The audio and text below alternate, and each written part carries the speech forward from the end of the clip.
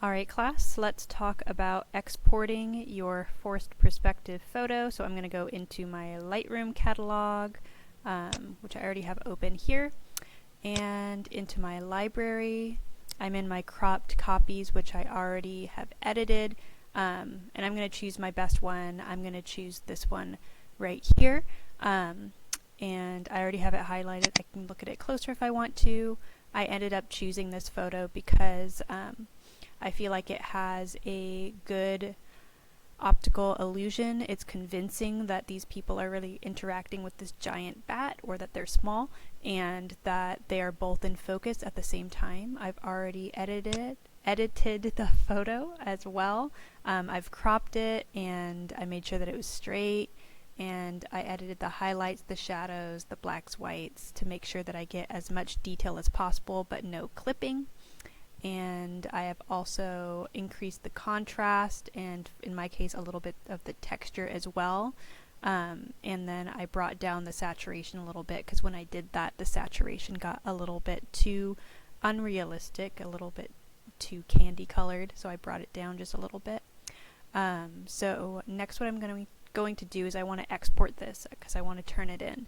So in order to do that, I need to go back to library, and I'm going to go to export right down here. I'm going to click on export, and this will come up. I'm going to choose a specific folder. I'm going to tell it exactly where to go, and then I need to change it. I need to go choose, and it's going to ask, where do you want to export this? Where do you want to save this?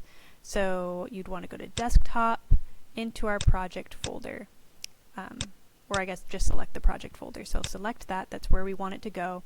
We don't need to make a subfolder, so this does not need to be checked. We are going to check rename too, and you're going to choose custom name, so that way you can name it exactly what you want, or exactly what I'm asking you to. And what I'd like you to name it as is your last initial underscore first name underscore forced perspective, and then screen, because this one is going to be for the screen.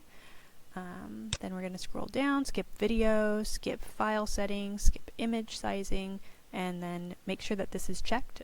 It says sharpen for screen standard, and then I can click export. I can see it's doing its job right up here, and it looks like it's finished now, and I can double check that it worked by minimizing, going into my project folder, and here is the image exported, so it's ready to turn in. Now next I'm going to show you how to export for the printer. So that one I need to go to the print module, and first thing I want to do is make sure that I change the borders to 1 inch. So 1, 1, 1, 1. Okay, so I have 1 inch borders now, and I scroll down, and I'm going to go to print job.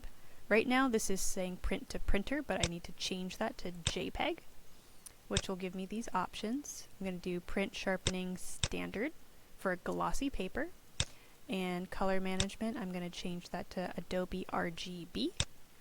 I'm going to click print adjustments, and I'm going to increase the brightness by 10ish, and I'm going to increase the contrast by about 5. And a reminder, the reason why we do that is because the brightness, if we do nothing, it'll look fine here, but since we're looking at a glowing screen, it looks brighter, and if we were to print it, it would look too dark. So that's why I just bring up the brightness around 10. It doesn't have to be exact, and then we bring up the contrast just so it doesn't get washed out. Okay, so that would be everything, and I'm going to say print to file, which is basically a fancy word for export or save. And I'm going to tell it to go in my project folder right here, and I'm going to name it my last initial underscore first name, and I'm going to change it so it says forced perspective, last word is going to be print. Save.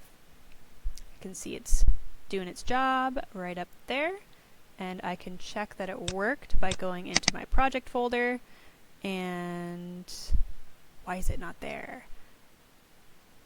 Did I put it in here? No. Here? No. I crazy? Oh, I put it on the desktop. Sorry guys. I'm going to drag that into here. So now it's in my project folder.